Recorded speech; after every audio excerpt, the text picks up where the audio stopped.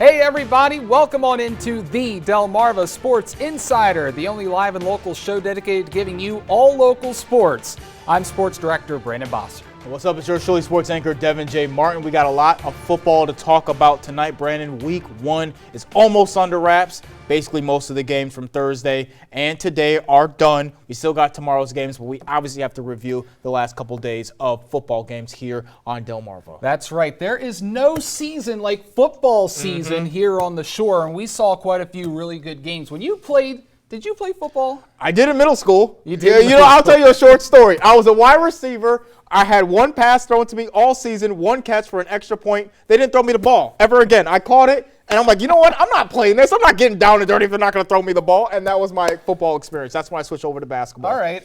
I was a tight end and linebacker, and I decided that, you know what, I'm just going to stick with lacrosse during the spring season. I didn't play football for too long. But you know what? Enough with us. Let's start with the team that's coming off an appearance in the 3A championship up in Delaware. Yeah, you were up there today. It's the Dover Senators. We saw a little bit of a delay, as you mentioned. They were facing West Philadelphia, but West Philadelphia took a little bit of time to get here, and so there was a little bit of a delay. But either way, once they started playing, it was definitely a shootout all day, every day. Now, the Senators were up for this one. Dover looking to take that final step this season. Let's see if they can start the year off with a W. Things not starting out right for the Senators. Pass over the middle is called, but the ball's on the carpet. The Speed Boys, yes, the West Philadelphia Speed Boys. Here we go. Let's see if they got enough speed right here. Yeah, they sure do, but West Philadelphia, they get the turnover, but then Dover gets it right back. That was ugly. He was scrambling, but he goes for the jump pass, and Christopher Grady is all there, all alone. A huge turnover caused by the Senators' defense. Yeah, he tried to go Tim Tebow right there. Yeah, sure Dover did. running the hurry-up offense with time winding down the first half.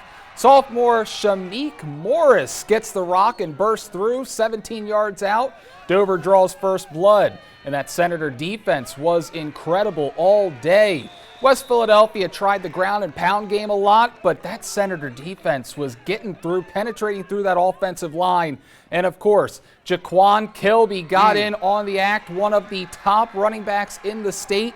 He's got blazing speed. He's one of the fastest athletes in Delaware. He gallops in for the score, and Dover runs away with it 41-6. Yeah. I was very impressed with Dover today, especially that defense. Yeah, that defense obviously, 6 points that they only gave up. That front line is going to be very difficult for other teams to handle. But 41 points is nothing to sneeze at either, especially as an offense. I mean, I went to one of Dover's scrimmages earlier in the year. They were going up against another team, Ken Island, that's also made it to the state championship game, and it looked like they were having their way with them in that scrimmage. Again, just a scrimmage, but 41-6, a perfect way to start off the year.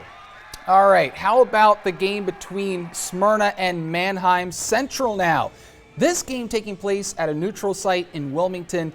This was the game-winning touchdown here. Aaron Enterline with the catch between 3 Eagles. What a play here. Ray Lewis on the pass.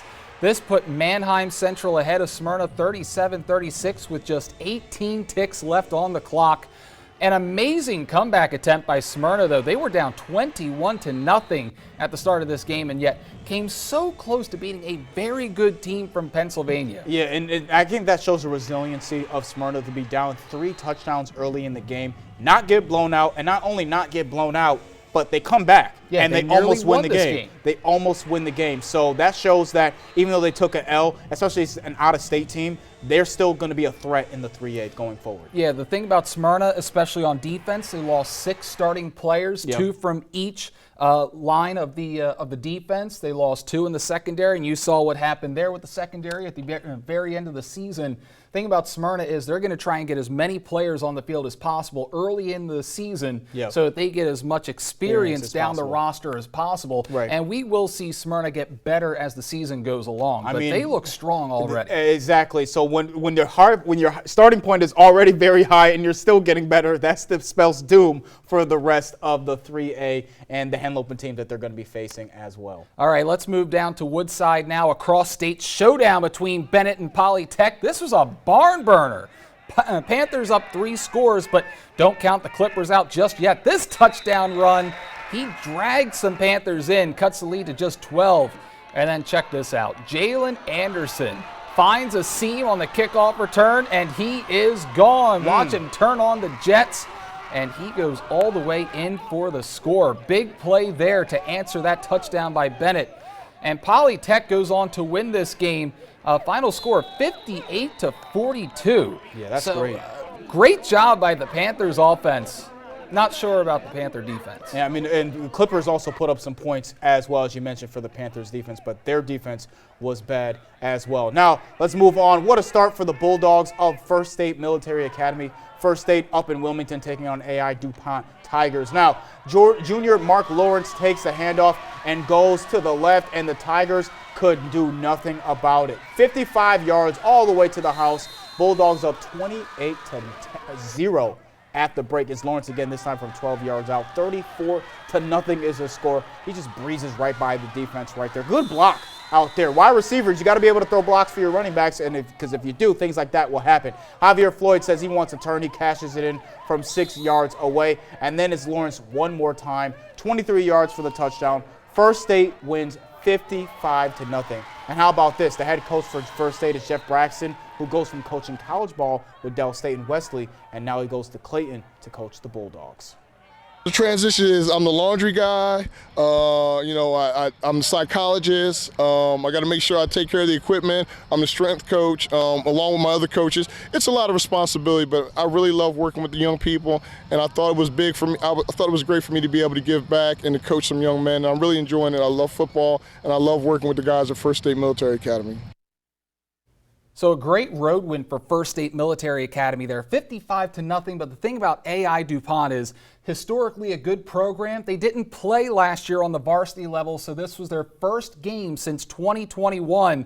And obviously the Tigers have a lot of growing to do. Yeah, they sure do. And we'll see as that goes on during the season as well. Now, let's review some of the games from last night. We're going to start up in Lewis with Cape Henlopen. They and Red Lion were duking it out under the lights. One of the first games of the entire season yesterday. Red Lion starting their season off strong with a strong drive, but the big man Tremaine Batson chases him down and sacks him in the backfield. Look at that defense. With defense like that, you're going to be a tough team to stop. The Vikings then, next possession, knocking on the door in the red zone. Jamison Tingle in the pocket, looking for anyone. He lines one with Alexi Westcott, but Westcott can't bring it down. That's some good defense right there. No dice for Cape, but the Vikings get another crack at it. Yeah, 2 seconds left in the first quarter. Tingle going for Westcott again. This time he finds him. 7 points there belongs to Westcott. Cape starting off the best way. Move on to the second quarter now. Still a 7-0 game. Tingle scrambles in the pocket. He's going to dish it out to Marquis James. James takes off down the sidelines, and he is in for 6. Red Lion would come back and make it 21-14, but the Cape defense came up huge and stopped Red Lion on the 1-yard line with 27 seconds left to win this game. A great finish.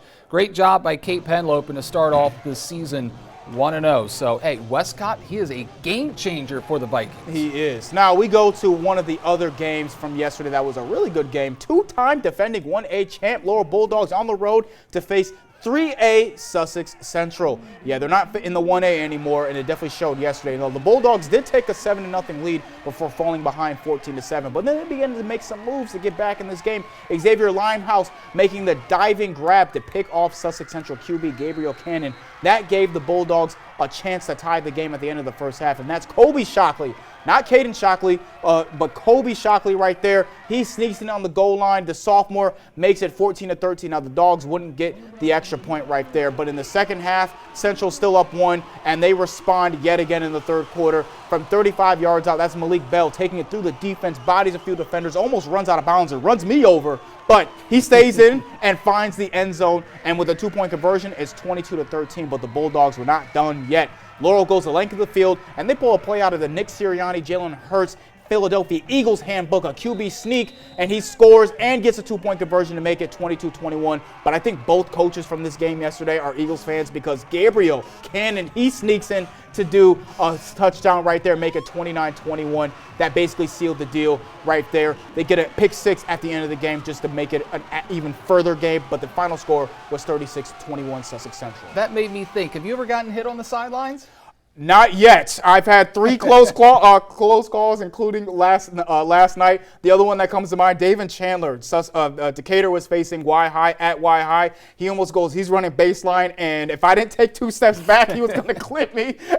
And that was really close too. So far I've been lucky, and I want to keep it that way. So I always make sure to be at least 5 or 6 feet back from the sideline, so I don't get ran over. Last year, Laurel versus Seaford, I got cleated on the sidelines. Oh, it hurt. Yeah. But you know what? That's the nature of the beast. Job, yeah, that sure it is. That's what they pay us for. Got to get the shot. All right, now to some other final scores from this week. Delmar all over the Dickinson Rams, 49-12. You don't seem too happy. You don't seem too happy That's to say so that. sad. Can't give Dickinson a win. Come on. Lake Forest gets off on the right foot, 30-14 over Odessa.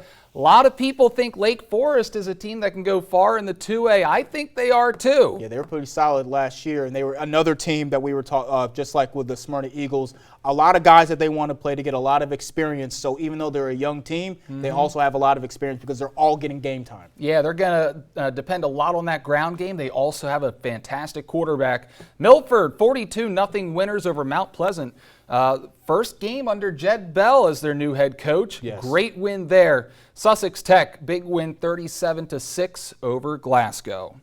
All right, that'll do it for the A block. We're taking our first time out, but when we return, the Colonels with a statement to open their season. We're turning over to the Bayside next on Delmarva Sports Insider.